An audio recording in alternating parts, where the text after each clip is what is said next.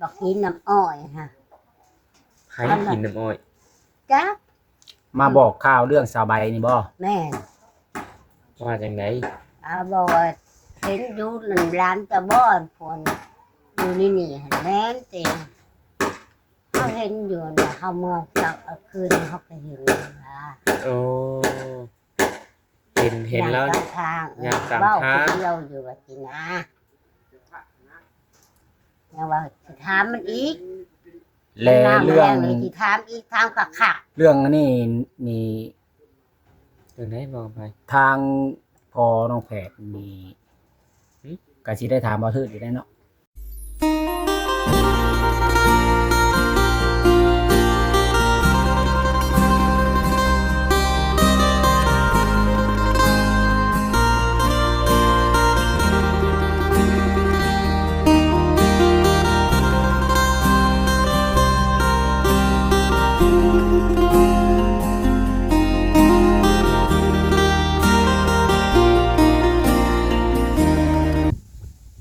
สบายดีสวัสดีพ่อแม่พี่น้องเบิดสุขุสุขคนเบิดถูกหม่องถูกบอลพ่อแม่พี่น้องเลยเพราะว่าจะเป็น FC ทางภายในหรือว่าต่างประเทศ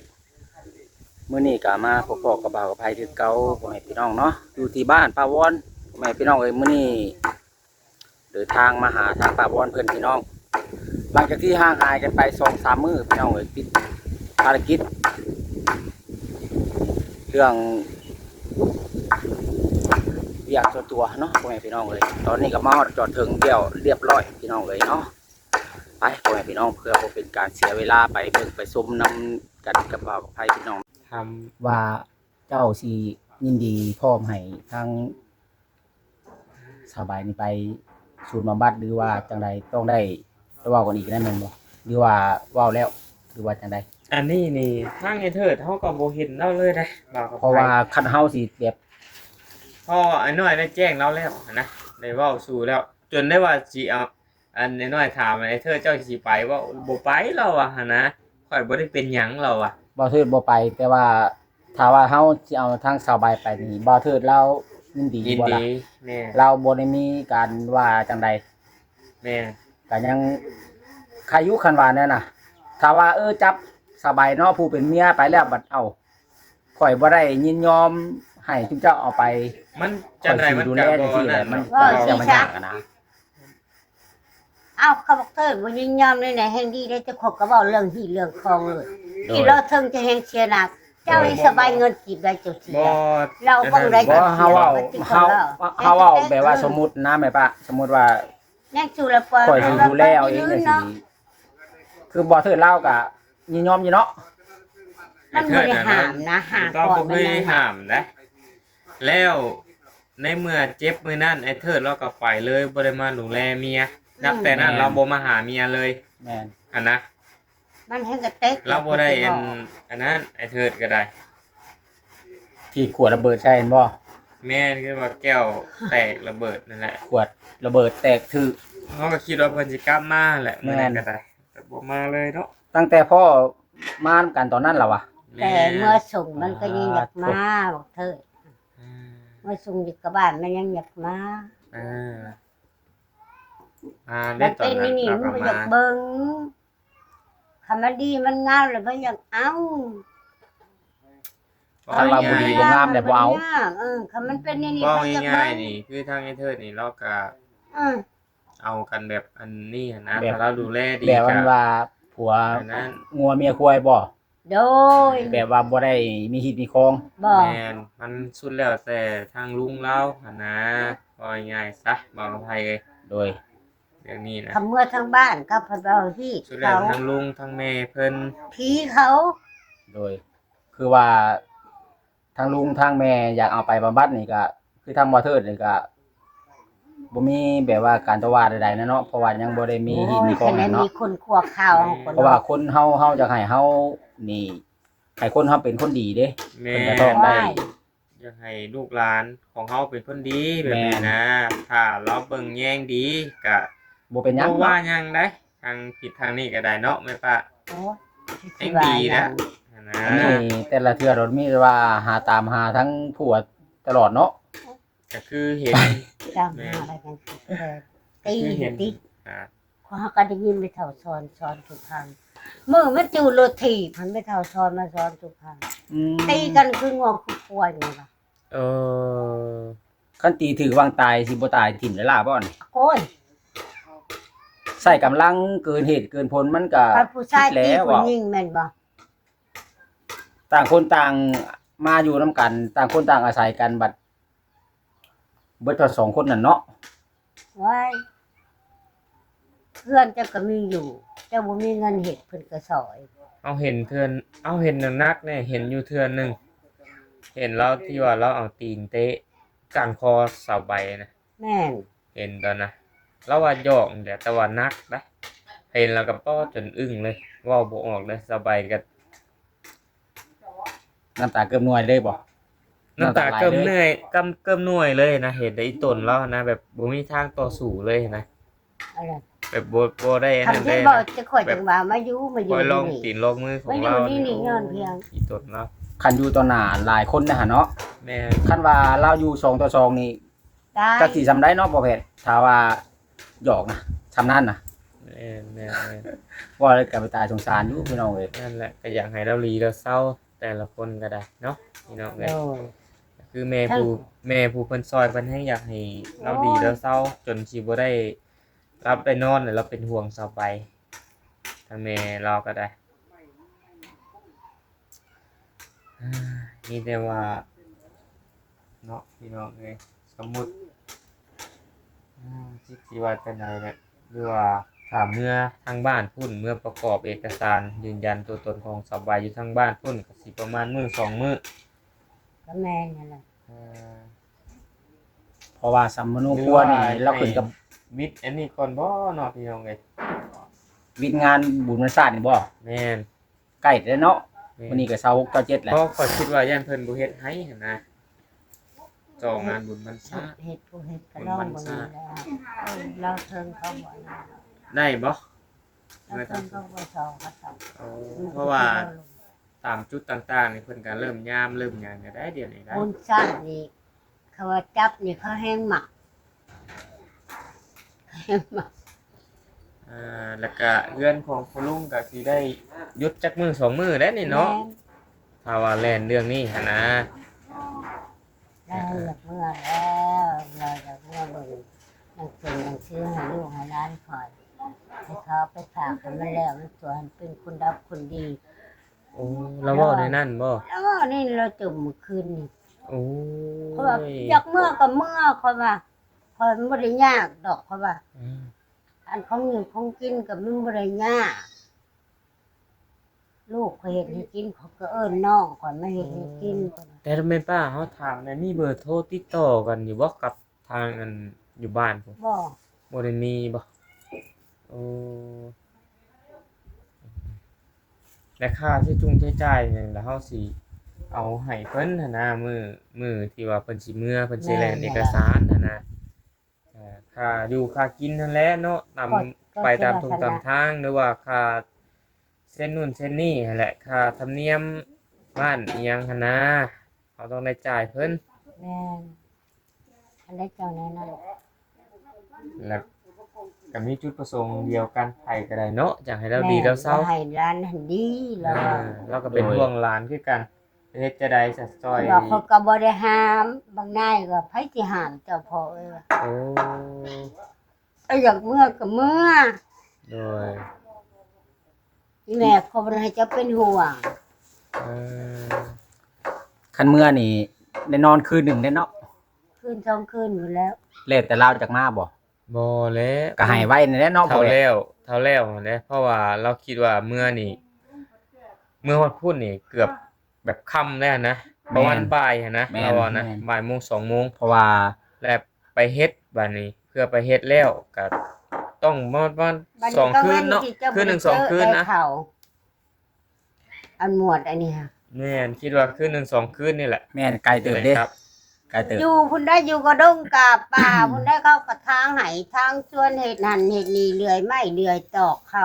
เพื่อจะไปหาน้ำอีกเนาะน้ำพี่น้องอีกบัดนี้ อ้าว เพราะว่าบ่มีเบอร์โทรติดต่อเด้ เขาจังมา โอ้ คันมีเบอร์โทรยังว่า แต่ว่า เขา ตัว โทรล นี้ งหน้า นี่เฮา สิไปถามทางอันนั้นก่อนทางบอนผากก่อนว่ามีข้อมูลมี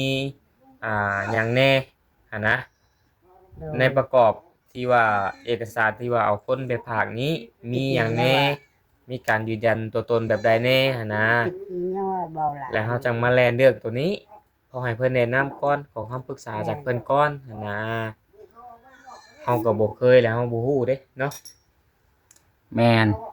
ตะกี้ยังว่าเบาหลายอยู่ในลักษณะ อ๋อลองไผเคยบ่จักบ่ว่าเคย เบาหลาย เอาลูกเอาหลานไป บ่มันก็สิบ่ยากติมันขึ้นอยู่กับผู้ปกครองทางนี้เฮาเซ็นจังยืน เพราะว่าทางเจ้าหน้าที่ทางบอนศูนย์บำบัดมันก็เป็นหน้าที่ของเพิ่นอยู่แล้ว ขอเพียงแต่ว่าทางเฮานี่ผู้ปกครองนี่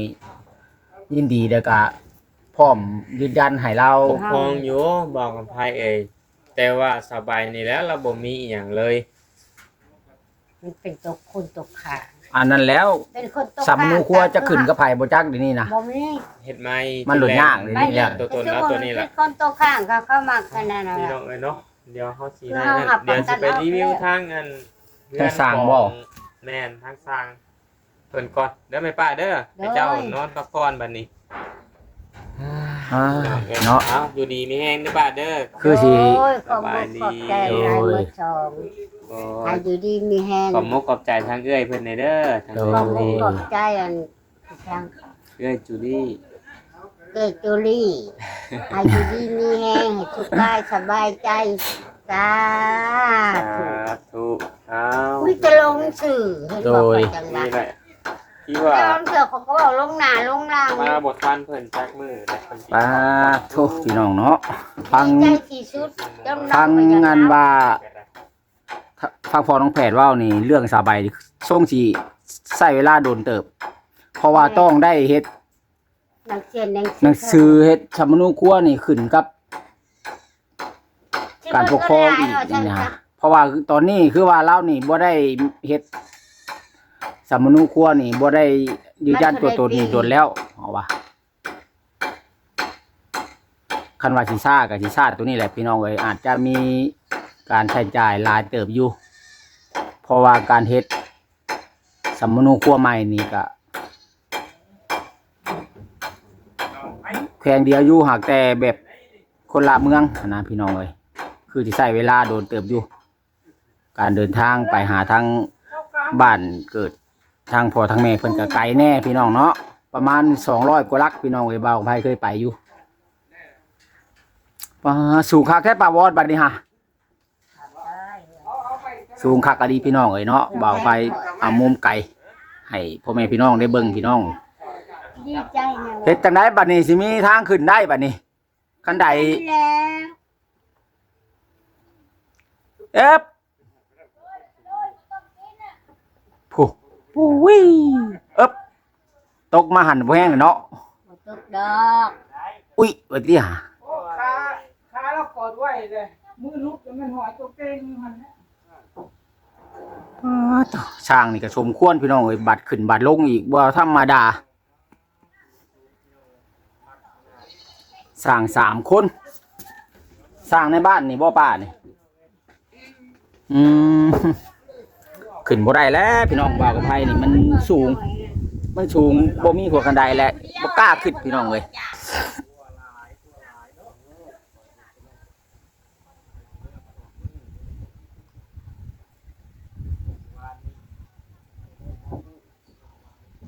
เจ้าก็นั่งว่าน้ำเพิ่นดีๆก่อนบ่เอ้ย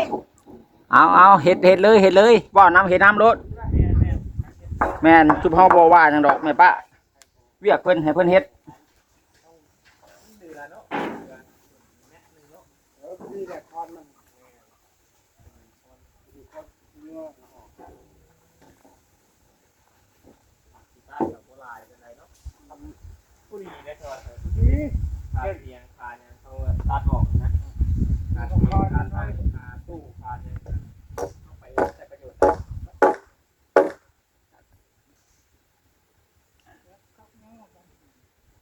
เอาเล็กยังจับนี่ เล็ก10 ต้อง ญ่สุดเลยแม่3โลเนาะแม่แม่นะ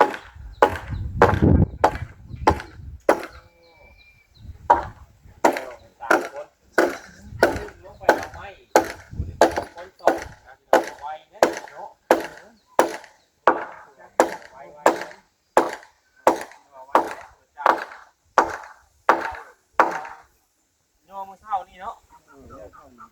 จักคนนอนนี่ รถลายอยู่แล้วผมเป็นคนฆ่า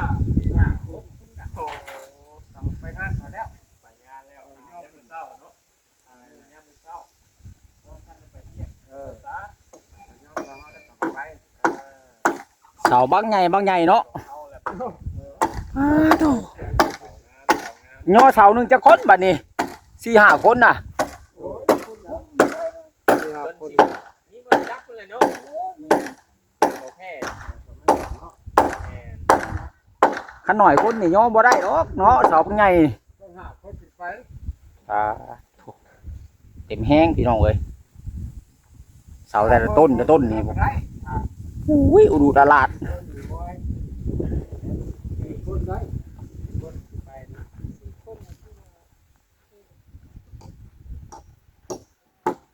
ไม้ก็มีแต่ไม้งามนี่ ไม่ร้อย แม่นไม้ ไม่เรื่อย แม่น กระนาเนาะ ไม้แค่ห้า หน้า6แค่12 ลายข้างเนี่ย เฮ็ดจังไดเจ้า ห่วงอยู่ได้ บัดเวลาเจ้าลงนี่เจ้าเฮ็ดจังไดบัดนี้ ลงตามนี่ ลงตามนี่บ่ไหลลงมาแล้วบ่ ไปค่อยนะ ปาโธ่เก่งแท้ยอมแล้วข่อย ขึ้นก็บ่ได้ข่อย ขึ้นมาแล้วมั้ย บ่เหลวขึ้นบ่ได้มันสูง คอยเบิ่งข่อยลุมแท้น่ะแข็ง อยู่ลุมก็พอแล้ว เดี๋ยวเจ้าก็ลงมาถ่ายอยู่ลุมนี่แหละสบาย มื้อนี้ กลัวความสูง จังหวัดสิได้ใช้ล่าง ได้ใส่ฮอดขี้ยัวเจ้าสิว่าสั่งดัง แม่นบ่ ใส่ก็สองพายนี่แล้วแล้วก็ใส่ดังขึ้นไปก็ใส่ขี้ยัวแล้ว งัวเลยคิดว่า แกงกระเทียมติดเลย เพื่อคำยังโดนบ่โทรได้นี่ฮะอักเที่ยง ท่านนี่เกือบแล้ว พัดลม อันส่วนนี้น่ะเนาะ ได้จ่ายฮอดข้าว กระเทียมนี่หนึ่งดีกว่ากันเนี่ยใส่ข้าว แต่ก็ข่าวเพิ่นแม่นทำนี่แหละแต่คิดว่าไว้พอเพิ่นอยู่กับที่เพิ่นเฮ็ดเรือเข้าพี่น้องเอ้ยล่างยายเผายายอย่างนี้ยันยาอยู่ได้มื้อนี้เนาะบ่ยาได้ใส่ล่างได้นี่ใส่แบบนี้แล้วก็ได้ ใส่ข้อสองพายนั่นเนี่ยก็ใส่ดังแล้ว ไปเดินข้อสองวะนี่ ก็ชองแล้วเนี่ย สองนี่แหละพี่น้องเอ้ยแล้วมาใส่ขานี่แม่นคือเพิ่นผ้าเหมือนล่างแล้วก็จะเผายายเนี่ยไว้พี่น้องเอ้ยเริ่ม2มื้อเฮ้ยนี่เปิดจาด มื้ออื่นนี่มีโอกาสมุง จะหวา ยังทางนั้นเด้ พูดนะ ต้องงงพร้อมกันได้บอกไปได้อีก3คน ใส่เยอะเงินอื่นกัดเสียพูดแล้วอื่น เพราะว่าสิเอาแบบสิเอาสิยัวตัวนึงยิงยาวลงไปพุ่นเลยแม่นบ่โอ้คันสั้นมันก็ต้องได้ตั้งมันก็ได้ใส่ดังขึ้นข้างนี้ได้ใส่สิยัวข้างนี้ก็ได้ใส่พร้อมกันแน่น่ะ ยังโยกเยกเนาะ แม่นเพราะว่าเฮาสิปลุกเสียแล้ว มันต้องได้เฮ็ดแล้วบาดเดียวพร้อมกันตั้งเสา ตัวห้องพวก เด็ ห้องใหญ่ ดพังตีนมันก็ปวดอยู่ดีงานทำนี่ดีแล้ว ผู้ดีอยู่เนาะ เสีย ห้องนึงเป็นใหญ่เติบ เสียไป3 เมตรดิ แม่ คอยมาแต่ทางเฮือนพุ่นบัดสูงเนาะบัดมาเบิ่งทางนี้บัดธรรมดา ต่ำขึ้นมากับธรรมดาแล้ว แม่น เพื่อเฮาปรับพื้นปรับหยังมันขึ้นก็ ผู้ดี พอดีเพื่อว่าบ่ให้น้ำมันขังมันหยังเด้ แม่นหัก เฮาเบิ่ง ต่อไป เฮาเบิ่งทางนั้นนี่คอยมานี่สูงแต่ว่าบัดมาอยู่มุมนี่บัดต่ำพอดี นี่นะนี่ โต เจียงหัวข่อยนี่ เกือบคันว่าผู้สูงนี่บ่ผ่าน ข่อยโคตรนี่กันเลย โอ้เกือบแป้งขึ้นอีกนะเรียบร้อย แม่นแต่ว่าตัวนี้นี่มันเป็นยันดอกข้าวยันได้ขั้นเด้ผ่าเด้ แม่น พยายามมันเนาะทีนเอื้อยเพิ่นว่าสิกั้นให้ห้องทางห้องไอ้นายห้องนึงห้องกับแม่ห้องนึ คักอาลีบาดนี้เสาก็เสาใหญ่ไม้ก็ไม้ร้อย ไม่ร้อย คักอาลีพี่น้องเอ้ย เรื่อง แน่นนาบาดนี้ฮะ ร้อยอยู่แล้ว ตัว ตลาด ดีใจนะป้าวอนที่ว่ามีผู้รับผู้ใหญ่ซอยเหลือพี่น้องเนาะ เย็นมันนี่ โอ้ตัว เปลี่ยนกันเนาะ ร้อยเย็น คักอาลีพี่น้อง เปลี่ยนก่อนบ่ สุดยอดเลย โอ้ประกบอ๋อเข้าใจละเปลี่ยนส่วนประกบให้มันเข้ากันทันเนาะแกะ ตัดมาเย็นดิ้วของเป็นแบบเย็น มารัดเอานะ ได้ขึ้นสุด ได้ไหมวะ ได้แล้วขึ้น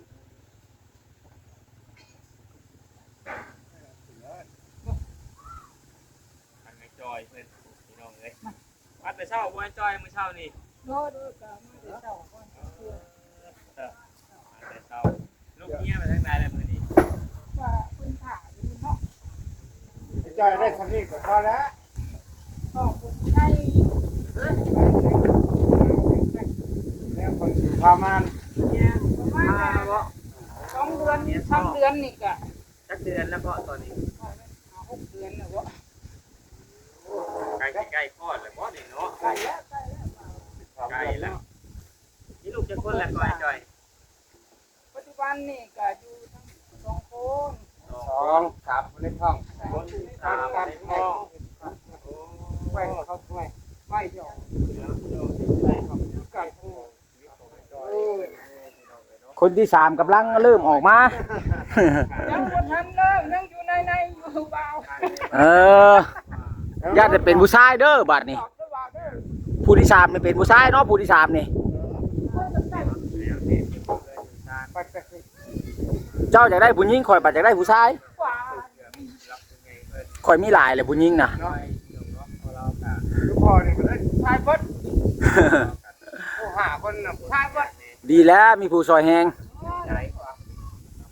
ที่แม่นิดคุณเข้า บัดเฮาบัดเต็มที่พอบ่มีผู้ซอยเวียกมีแต่ผู้หญิงเบิด โตพี่น้องบัดนี้ใส่ทั้งนี้แล้วก็เป็นรูปเป็นร่างแล้วบัดนี้ฮะ กันได้ผู้ชายก็เฮ็ดได้เมื่อเข้าหนึ่งแล้ว ทั้งระบบ ชายปรารถนาบ่เห็นเนาะ ออกมาแล้วผู้หญิงก็ได้ผู้ชายก็ดีนะ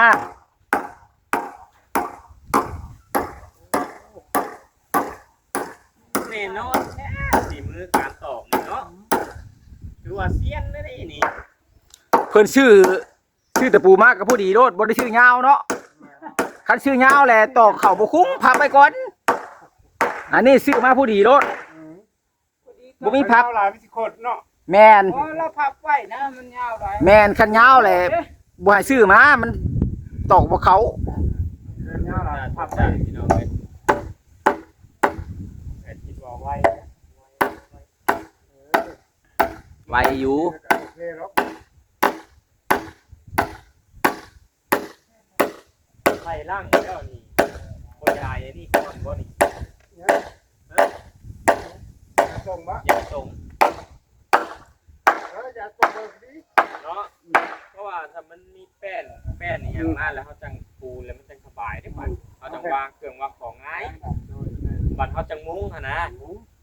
เพราะว่าเขาสั่งเสียป้าไม่นี่ก่อน ก็เขาเหลียวลงกระบอกกระฟางไปเลย บ่ยาน เขาเหลียวลงมาแค่นี้บอกกระฟางในย่านไปเลย